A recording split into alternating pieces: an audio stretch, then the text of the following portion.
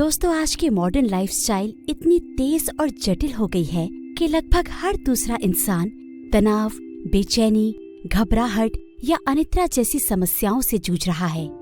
कुछ गंभीर परिस्थितियां जैसे एंजाइटी अटैक, मेंटल डिप्रेशन तो जानलेवा तक साबित हो जाती हैं। लेकिन इसके बावजूद भी हम में से अधिकतर लोग इन्हें नजरअंदाज कर देते हैं। शायद इसलिए कि इन समस्याओं के प्रति हम आज भी उतने जागरूक नहीं हैं कि हम इन्हें ओवरकम कर पाएं, और ना ही हम इमोशनली इतने स्टेबल हैं कि अपने आप को इमोशनली बैलेंस कर पाएं।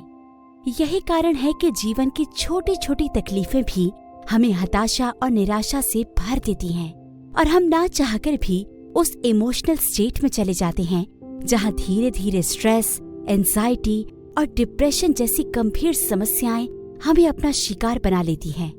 हालांकि अगर आप वक्त रहते इन पर काबू पा लेते हैं तो आप आगे आने वाली कई गंभीर बीमारियों से अपने आप को बचा सकते हैं। और यकीन मानिए दोस्तों, आप ऐसा बिल्कुल कर सकते हैं योग के माध्यम से। जी हाँ, योग। आप सब जानते हैं कि हमारी भारतीय परंपरा में योग का कितना महत्व है। ये एक स्वस्थ जीवन जीने का सबसे आसान तरीका है। भारतीय योग परंपरा में ऐसी ऐसी यौगिक क्रियाएं हैं जिनका रेगुलर बेस में अभ्यास करके आप न केवल शारीरिक बल्कि मानसिक रोगों से भी दूर रह सकते हैं। यही कारण है कि आज वैश्विक स्तर पर भारतीय योग परंपरा को अपनाया जा रहा है। आज इस वीडियो में हम एक ऐसी ही यौगिक क्रिया के बारे में बात करने वाले हैं जिसका अभ्यास आपको स्ट्रेस कम करने, अटेंशन बढ़ाने, फोकस करने और कई तरह के मानसिक और शारीरिक रोगों से दूर रहने में मदद करेगा। इसके अलावा इस यौगिक क्रिया की जो सबसे खास बात है वो ये है कि इसे आप कभी भी और कहीं भी कर सकते हैं। ये आपको इंस्टेंट रिजल्ट्स देता है। दोस्तों, ये यौगिक क्रिया है बॉक्स ब्रीदिंग, जो कि डीप ब्रीदिंग एक्सरसाइज का एक वेस्टर्न तरीका है। हिंदी में इसे समावृत्ति प्राणायाम कहते हैं, जिसमें सम का अर्थ होता है एक समान और आवृत्ति का अर्थ होता है दोहराना।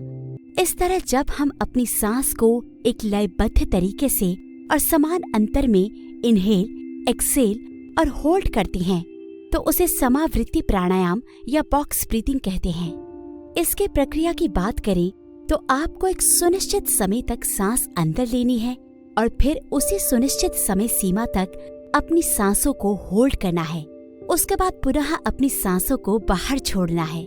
इस प्रक्रिया में सांस होल्ड करना बहुत महत्वपूर्ण है, क्योंकि इस प्रक्रिया में सांस होल्ड करने की जो प्रक्रिया होती है वो 2 चरणों में होती है।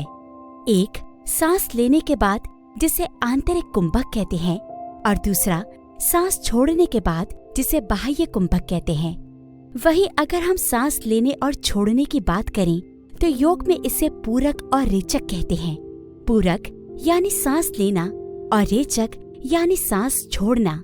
इस तरह जब आप बॉक्स ब्रीथिंग प्रैक्टिस करते हैं तो आपको सांस लेने के बाद अपनी सांस को उतनी ही देर के लिए होल्ड करके रखना होता है जितना समय आप सांस लेने में लगाते हैं। इसके बाद वही समय आपको सांस छोड़ने और दोबारा से सांस होल्ड करने में लगाना है। यानी अगर आप 4 सेकंड तक सांस लेते हैं तो आपको 4 सेकंड तक ही अपनी सांस को होल्ड करना है, फिर 4 सेकंड तक सांस को छोड़ना है और फिर 4 सेकंड के लिए दोबारा से सांस को होल्ड करना है। इस तरह आपको ये प्रक्रिया दोहराती रहनी है। इस प्रक्रिया में आप जो ये 4-4 सेकंड का पैटर्न या समयांतराल देख रहे हैं, इसे आप एक वर्ग यानी स्क्वायर पैटर्न से भी इंडिकेट कर सकते हैं, जिसकी हर भुजा 4 सेकंड के समय के समानांतर चलती है। इसलिए बॉक्स ब्रीथिंग की इस एक्सरसाइज को हम स्क्वायर ब्रीथिंग एक्सरसाइज भी कहते हैं। इस एक्सरसाइज का मुख्य उद्देश्य ये है कि आप अपने शरीर को पर्याप्त ऑक्सीजन दे पाएं। ऑक्सीजन आपके शरीर के लिए प्राण वायु है। आपके अंदर ये प्राण वायु जितनी अधिक मात्रा में होगी, आपका जीवन भी उतना ही लंबा होगा। यही कारण है कि योग में प्राणायाम को सबसे शक्तिशाली और प्रभावशाली क्रिया माना गया है। जब आप गहरी सांस लेते हैं तो ये अपने आप में ही एक हीलिंग पावर की तरह काम करता है, जो न केवल आपके माइंड और इमोशंस को हील करता है बल्कि पूरी बॉडी को भी हील करता है। आप देखेंगे जब कोई इंसान बहुत अधिक बेचैनी या स्ट्रेस महसूस करता है या वो बहुत अधिक गुस्से में होता है तो उसे अक्सर गहरी सांस लेने के लिए कहा जाता है। क्यों? आपने कभी इस बारे में सोचा है? ऐसा इसलिए क्योंकि आपकी जो सांसें होती हैं उसका सीधा कनेक्शन आपके दिमाग के नर्व सिस्टम से होता है और जब आप गहरी सांस लेते हैं तो आपके शरीर में न्यूरॉन्स का जो जाल फैला होता है वो पूरी तरह से एक्टिवेट हो जाता है और आप एक ऐसे इमोशनल स्टेट में पहुंच जाते हैं जहां आप एकदम रिलैक्स फील करते हैं। ऐसा होने का मुख्य कारण ये है कि जब आप गहरी सांस लेते हैं तो आप अपने शरीर के अंदर अधिक मात्रा में ऑक्सीजन ग्रहण करते हैं और आप जितनी अधिक मात्रा में ऑक्सीजन ग्रहण करते हैं आपके ब्लड में भी ऑक्सीजन की मात्रा उतनी अधिक बढ़ती है और आपके ब्रेन सेल्स को भी अतिरिक्त ऑक्सीजन मिलती है। दोस्तों, आपका ब्रेन आपके शरीर का एक हिस्सा भर नहीं है बल्कि ये आपके शरीर का वो पावरफुल टूल है जिस पर आपके सारे इमोशंस और एक्शंस कंट्रोल होते हैं। ऐसे में अगर आप अपने इस ब्रेन को अधिक से अधिक ऑक्सीजन सप्लाई नहीं करते हैं तो आप अपने नर्व सिस्टम को भी पूरी तरह से एक्टिवेट नहीं कर पाएंगे। नतीजतन आप एक ऐसे मेंटल स्टेट में बने रहेंगे जहां छोटी से छोटी चीज भी आपके विचारों को ऐसे गहरे धरातल में ले जाएगी जहां आप सही और गलत का संतुलन खो बैठते हैं। आप नहीं समझ पाते कि आपके लिए क्या सही है और क्या गलत। आप निरंतर स्ट्रेस में बने रहते हैं। आपका अटेंशन, आपका फोकस पूरी तरह प्रभावित होता है। इसलिए फिजिकली हो या मेंटली एक सही ब्रीथिंग पैटर्न आपके लाइफ के लिए बहुत मायने रखता है। आप मानसिक शांति चाहते हो, अपनी भावनाओं पर नियंत्रण चाहते हो या फिर एकाग्र चित्त चाहते हो, आप अपनी सांसों के नियमन से ये सब बड़ी आसानी से कर सकते हैं। तो चलिए जानते हैं कि आप बॉक्स ब्रीथिंग की ये एक्सरसाइज को कैसे प्रैक्टिस कर सकते हैं। पोस्चर। सबसे पहले आप किसी शांत जगह पर बिल्कुल आराम से बैठ जाइए। सुखासन, पद्मासन, वज्रासन, आप किसी भी आसन में बैठ सकते हैं या आप चाहें तो अपने दोनों पैर सामने की ओर फैलाकर दंडासन में भी बैठ सकते हैं। अगर आपको बैठने में किसी तरह की तकलीफ हो रही है तो आप कुर्सी पर भी बैठ सकते हैं। बस ध्यान रखें कि आपको अपने शरीर को एकदम रिलैक्स रखना है। ध्यान दें कि आपकी रीढ़ की हड्डी गर्दन से एकदम सीधे में होनी चाहिए। आंखें एकदम सामने की ओर होनी चाहिए। अब अपने हाथ की छोटी उंगली और अंगूठे को आपस में मिलाकर चित्त मुद्रा बनाएं और दोनों हाथों को घुटने पर एकदम आराम से रख लें। अब आप अपनी सांसों पर ध्यान दीजिए, उसे महसूस कीजिए। आप चाहें तो आप यहाँ अपनी आंखें भी बंद कर सकते हैं ताकि आप अपना ध्यान पूरी तरह केंद्रित कर पाएं। अब आप एक गहरी सांस लीजिए। कोशिश कीजिए कि सांस लेते समय आप अपने पेट का इस्तेमाल करें। जी हाँ, पेट। प्राकृतिक रूप से पेट से सांस लेने का सबसे सही तरीका है। योग में इसे डायफ्रामेटिक ब्रीदिंग कहते हैं। जब आप पेट से सांस लेते हैं तो आपके डायफ्राम पर दबाव पड़ता है, वो नीचे सिकुड़ता है और इससे आपके लंग्स को एक्सपैंड करने का मौका मिलता है, जिससे आप अधिक से अधिक ऑक्सीजन अंदर ले पाते हैं। लेकिन हम क्या करते हैं? हम में से अधिकतर लोग अपनी सांस लेने की इस प्रक्रिया से अवेयर ही नहीं है।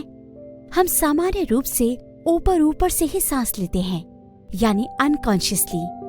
हमें इस बात का कभी होश ही नहीं होता कि हम कैसे और कितनी सांस ले रहे हैं। अगर आप भी अपनी सांस पर गौर करेंगे तो आप अपनी सांस को उथली हुई पाएंगे, यानी इस वक्त आप जिस तरह से सांस ले रहे हैं वो ऊपर से लौट रही है। कहने का तात्पर्य कि आप सामान्य रूप से जिस तरह सांस लेते हैं उससे ऑक्सीजन आपके फेफड़ों तक भी बमुश्किल ही पहुंच पाती है। सांस लेने की आपकी ये क्रिया इतनी तेज और उथली हुई है कि ऑक्सीजन को फेफड़ों तक पहुंचने का पर्याप्त समय ही नहीं मिलता। वो बस फेफड़ों के ऊपरी हिस्से तक पहुंच पाती है और नतीजा ये निकलता है कि आप सांस तो ले रहे होते हैं लेकिन आपके शरीर को वो पर्याप्त ऑक्सीजन मिल ही नहीं पाती जितनी आपके शरीर को जरूरत होती है। लेकिन इसके विपरीत अगर आप पेट से सांस लेते हैं तो आपके शरीर को सामान्य से अधिक ऑक्सीजन मिलती है, क्योंकि जब आप पेट से सांस लेते हैं तो इससे आपका डायफ्राम फूलता है, फेफड़े एक्सपैंड होते हैं और आप पर्याप्त मात्रा में ऑक्सीजन ग्रहण कर पाते हैं।